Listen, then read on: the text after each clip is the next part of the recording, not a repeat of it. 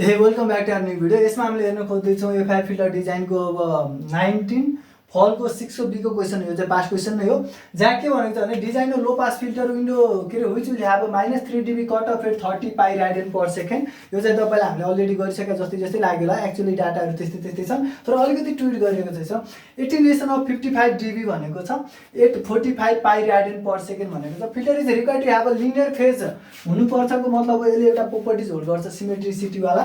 And the system uses a sampling rate भनेर given छ हामीलाई। यहाँसम्म ठिक छ, गुड। कसरी सल्भ गर्ने? सिम्पल कुरा, हामीलाई चाहिएको भने त याजडी यान इन्टु ओमेगा यान के रे विन्डो यान नै हो, व्हिच इज याज यान हो। सो अब डब्ल्यू यानको लागि चाहिँ हामीलाई अहिलेलाई गिभन यो छ।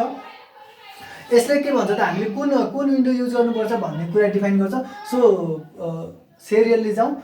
यहाँबाट हामीलाई के गिभन गरेको भने cut off frequency at 30 pi radian per second भनेको चाहिँ जसलाई मैले अहिले ओमेगा सी भने, किनभने मसँग स्याम्पलिङ फ्रिक्वेन्सी दिएको छ त मैले यसको युज गर्नुपर्ने हुन्छ। So this is 30 pi radian per second हो, which will give me omega C which is 30 pi by 200 radian per sample. ठिक छ, तपाईलाई अब यो त याद भइ नै सक्यो होला। ओमेगा सी बाई याफ्यास भनौँ यसलाई, जुन स्याम्पलिङ रेट चाहिँ यसलाई याफ्यास भनेर भने सो याफ्यास गर्यो भने आउँछ तपाईको। ठिक छ, गुड। सो यो आयो हाम्रो कति आउँछ, यो 0 गर्यो भने अहिले गरेर हेरौँ ल। अर्को हामीसँग छ जुन चाहिँ हाम्रो के त ओमेगा पी पनि अहिलेको लागि चाहिँ, ठिक छ, त्यही नै हाम्रो ओमेगा पी पनि हो। अर्को हामीसँग के छ, अर्को हामीसँग एटेन्युएसन ए यास भनेर भनौँ, स्टप ब्यान्ड एटेन्युएसन गिभन छ हामीलाई 55 dB। यो 55 dB ले हामीलाई एउटा कुरा बोलेको छ कि यसले कुन विन्डो युज गर्ने भनेर हामीलाई स्पेसिफाई गरेको छ। यसले भने अनुसारले हामीले युज गर्नुपर्ने विन्डो कुन हो त? अभियसली यु नो वेल कि हामीलाई अहिले चाहिँ अब ब्ल्याक म्यान युज गर्नुपर्ने छ, ब्ल्याक म्यान। ठिक छ, ब्ल्याक म्यान विन्डो युज गर्नेवाला छौँ। सो अर्को कुरा हो हामीसँग 48 रेडियन पर सेकेन्ड यसले के दिएको त हामीलाई ओमेगा यास दिएको हो, which is 48 pi radian per second. So योबाट हामीले के फाइन्ड आउट गर्नेछौँ त भन्दा ओमेगा यास फाइन्ड आउट गर्नेछौँ, which is omega s by FS which is 48 pi radian per second by 200 samples per second. यहाँबाट हामीले यो कुरा फाइन्ड आउट गरौँ र ओमेगा पी र ओमेगा यास हामीले जब निकालिसक्छौँ त्यसपछि चाहिँ अब हामी याजडी यानको लागि तयार हुन्छौँ। याजडी यानको लागि तयार हुन्छ, त्योभन्दा अगाडि हामीलाई यामको भ्यालु चाहिन्छ हो। यामको भ्यालु चाहियो, हामीलाई लेन्थ चाहियो। सो यामको भ्यालुको लागि हामीले के गर्न सक्छौँ भन्दा ब्ल्याकम्यान विन्डोको लागि ब्ल्याकम्यान विन्डो भनेर हामीले थाहा पाउने बित्तिकै हामीलाई दुईटा कुरा थाहा हुन्छ। एउटा कुरा थाहा हुन्छ डब्लु यान विन्डो फङ्सनको इक्वेसन, र अर्को कुरा थाहा हुन्छ ट्रान्जिसन विथ डब्लु डेल डब्लुको इक्वेसन हो। डेल डब्लु भनेको हामीलाई भ्यालु थाहा हुन्छ omega S minus omega P गरेर, which is equal to 12 pi by M. अहिले हाम्रो ब्ल्याकम्यानको लागि 8 पाई बाई याम हुँदैन, ध्यान दिनुपर्ने कुरा 12 पाई बाई याम हुन्छ। सो यहाँबाट हामीले यो यामको भ्यालु फाइन्ड आउट गर्नेछौँ यो इक्वेसन युज गरेर। त्यो हामीले याजडी यान क्यालकुलेट गर्नलाई त हामीले त्यति युज चाहिँदैन पनि, त्यसैले हामीले के गरौँ त सुरुमा क्यालकुलेटरहरू गरौँ। म सकेसम्म तपाईँहरूको टाइम कम लाग्ने गरी नै पज गरिदिनेछु।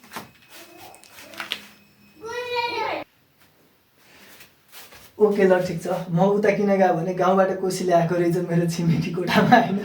यो भिडियो मैले किन बोलेँ भने पछि हेर्दाखेरि याद आउँछ क्या, जे होस्। ठिक छैन, यदि तिमी पनि गाउँबाट काठमाडौँ बसिरहेछ भने होइन, काठमाडौँमै जन्मेकाहरूलाई भन्दै कति मजा हुन्छ क्या। अन्त गाउँबाट केही कोसी ल्यायो भने होइन छुट्टै मजा हुन्छ, त्यो सबैले बाँडेर खान सही रमाइलो। ल ठिक छ, भिडियो चाहिँ अलिकति भयो अरे। सो हामीसँग के छ 30 बाई 200 गऱ्यो भने आउनेछ 0.15 pi. This is equal to 0.15 pi okay rad per sample.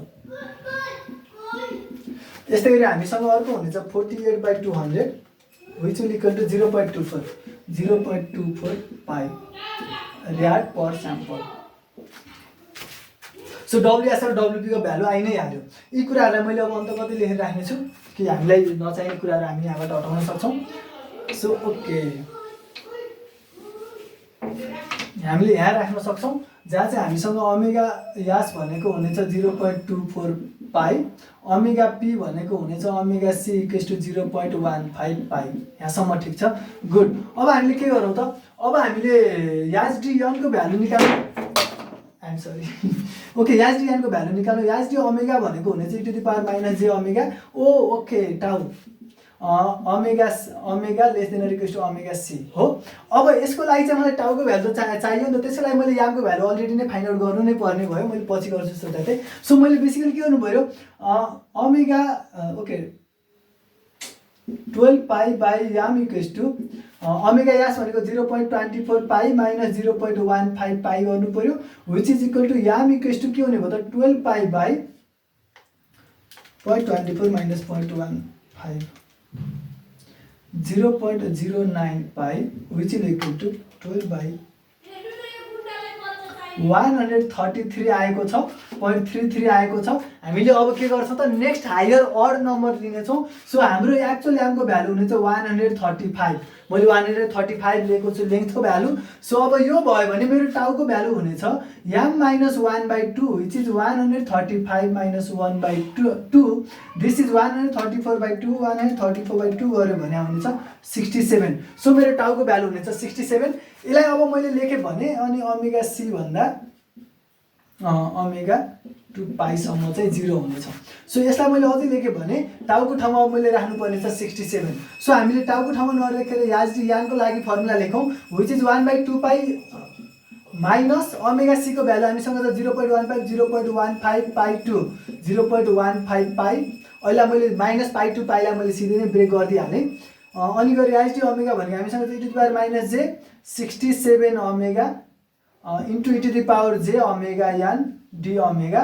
ठिक छ, यसलाई हामीले सल्भ गऱ्यौँ भने यु नो कसरी सल्भ गर्ने तपाईँलाई थाहा छ, प्रोसिड्युर सबै एउटै हो त, म तपाईँको टाइम किल गरिदिन्छ होइन। सो यसलाई हामीले सल्भ गऱ्यो भने हामीले के पाउनेछ, sine 0.15 pi N minus 67 by pi N minus 67 हामीले यो पाउनेछौँ।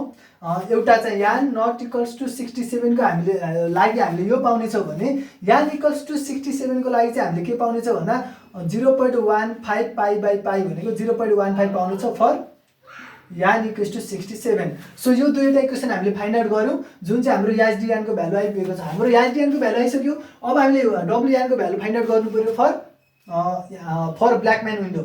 सो ओके ल ठिक छ, हामीले के गरौँ त, यो कुराहरूलाई अहिले यतातिर नोट गरेर राखौँ। ल ब्ल्याकम्यान युज गर्नु पर्यो भन्ने हामीलाई थाहा छँदैछ। सो हामी के गरौँ, यान भनेको के हुनेछ हाम्रो sine 0.15 pi N minus 67 by pi N minus 67 into W यानको भ्यालु राख्नेछौँ हामीले त्यहाँ। अर्को भनेको हामीसँग 0.15 आउनेछ अनि यहाँ हामीले ब्ल्याकम्यानको इक्वेसन राख्नेछौँ। सो अब मैले यसलाई इरेज गरिदिँदा भयो किनकि मैले त्यहाँदेखि नोट गरिसकेँ। त अब हामीले के गरौँ त, ब्ल्याकम्यानको लागि इक्वेसन के हुनेछ विन्डोको सी। सो ब्ल्याकम्यानको लागि डब्लुएनको विन्डोको फङ्सन हुनेछ 0.42 minus 0.5 cos 2 pi N by M minus 1 plus 0.08 cos 4 pi N by M minus 1। यो भन्नु खोजेको यो चाहिँ सेकेन्ड अर्डर फङ्सन छ, जहाँ चाहिँ 2 पाई एन पनि छ र 4 पाई एन पनि छ। यसलाई अझै मैले मिलाएर लेखेँ भने 0.42 minus 0.5 cos 2 pi N by M minus 1 भनेको अहिलेको लागि हाम्रो लागि हुनेछ 134, जसलाई हामीले 67 टाइम्सले कट गर्न मिल्छ। 0.08 कस 4 पाई एन बाई 134 हुनेछ। सो आई डोन्ट थिङ्क 134 लाई 4 ले डिभाइड जान्छ, ओके जाँदैन त हामी यतिकै राखौँला, ठिक छ। सो हाम्रो लागि फाइनल इक्वेसन यो भएको छ। अब यो भएको छ जसले चाहिँ के भन्छ भने, जसले कसरी डिफाइन गर्छ भने 0 to n to m minus 1 सम्मको लागि, यसको मतलब हो यो चाहिँ 0 टु एन टु 134 सम्मको लागि चाहिँ रेन्ज छ। याजडिएन जुन आयो हामीले याजडिएन जुन फाइन्ड आउट गऱ्यौँ त्यो चाहिँ इन्फाइनाइट लेन्थको थियो। तर अब हाम्रो यो विन्डोले यति मात्र लिएर आइदिन्छ, जसले गर्दाखेरि हाम्रो याज चाहिँ एक्चुअलमा 135 लेन्थको हामीले फिल्टर पाउँछौँ, फिल्टर कोफिसिएन्ट पाउँछौँ। सो अब यो 135 लेन्थकै हामीले क्यालकुलेट गरेर बस्ने कुरो त भएन। यसले अब लिनियर फेज होल्ड गर्छ भनेर भनेको छ भनेपछि what I suggest to you is के गर्नु होला भने अब WN को भ्यालु अब यो इक्वेसनलाई तपाईँले यहाँ मल्टिप्लाईमा राखिदिनु होला र अनि तपाईँले यहाँ 0 को भ्यालु क्याल्कुलेट गर्नु होला। क्याल्कुलेटरमा यो इक्वेसनलाई राखेर सल्भ गर्दा धेरै ठुलो कुरो हुँदैन। यहाँ 0 को भ्यालु क्याल्कुलेट गरिदिनुहोस् अनि यहाँ 134 को भ्यालु क्याल्कुलेट गरिदिनुहोस् अनि यहाँ तपाईँको 67 को भ्यालु त यो अलरेडी क्याल्कुलेटेड जुन चाहिँ 0.15 हुन आउँछ। त्यो भ्यालुमा सायद यसले 1 भ्यालु दिन्छ होला त 0.15 हुन आउँछ होला अथवा कति आउँछ क्याल्कुलेट गर्नुहोस् यसमा राखेर र यो भ्यालु चाहिँ इक्वल हुन्छ। इक्वल हुन्छको मतलब हो यसले लिनियर फेज प्रोपर्टी होल्ड गर्छ भनेर देखाइदिनु होला।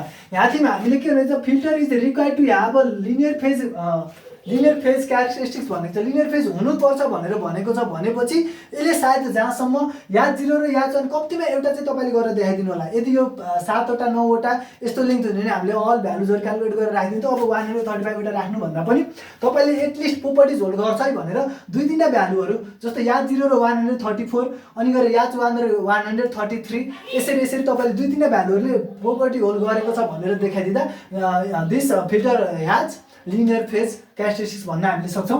अर्को कुरा भनेको हामीले गरि नै हाल्यौँ। Thank you so much for watching this video. यति सजिलो थियो यो कुरा चाहिँ हामीले पास्ट क्वेसनहरू हेरौँ जसले गर्दा तपाईँको इन्जिनियरिङको कन्सेप्ट अझै क्लियर होस्। Thank you. सम्पूर्ण इन्जिनियरिङ नोट्सका लागि काइलाबा.com भिजिट गर्नुहोस्। काइलाबा तपाईँको लागि